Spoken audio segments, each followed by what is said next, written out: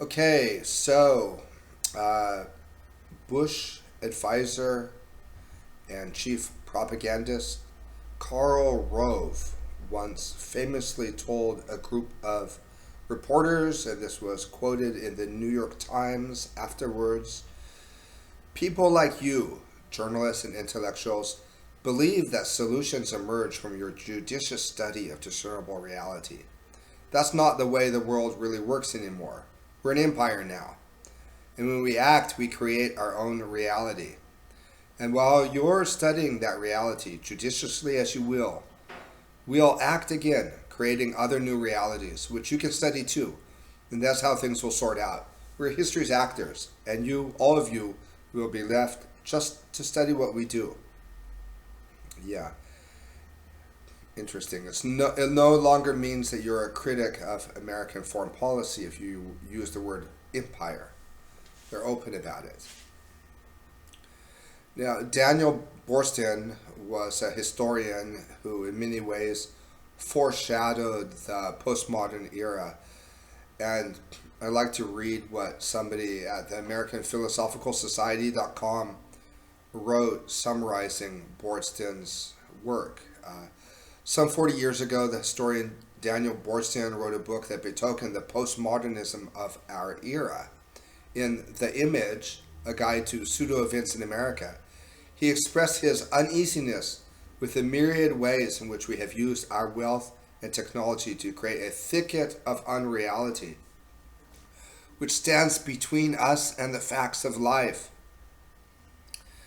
He was bothered that news could be so easily fabricated and manipulated, that from the waxing of television and evolution of advertising, there arose what he termed pseudo events.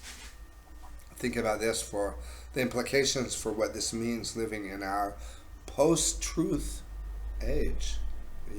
We're post truth. A pseudo event is not spontaneous. And they're quoting him now, but comes about because someone has planted, or incited it. Typically, it is not a train wreck or an earthquake, but an interview. It is planted for the purpose of being reproduced, and the all important question is not whether the event is meaningful, but whether it is newsworthy. So we have actions and reactions, and it's all built on edifice that didn't happen. Now, I'm not saying that September 11th didn't happen. I'm not saying there aren't people that really developed immune deficiency. But the explanations we give for things like September 11th and AIDS and COVID and Oklahoma City, all you gotta do is research these events to see that the story we've been sold is complete hogwash. And that raises questions about the nature of reality in which we're living. And it raises profound epistemological questions for how we know if something's real on a very fundamental level. And so far, it's the intellectuals and academics that have ignored the political and epistemological implications of the hijack narrative.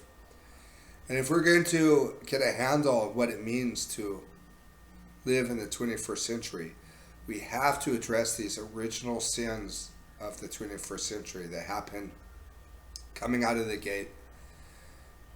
And we have to return to the rigorous standards of jurisprudence and scientific inquiry. But in a real sense, our idea of what reality is has been stood on its head. And the intellectuals have failed us. Even those who would pretend to buck the system, they spend very little of their time actually looking further on than the official accounts. Pseudo events, post truth, hijack narratives, holographic conditions of sense making. under state crimes against democracy. Well, what do you think? Please leave messages in the comments below.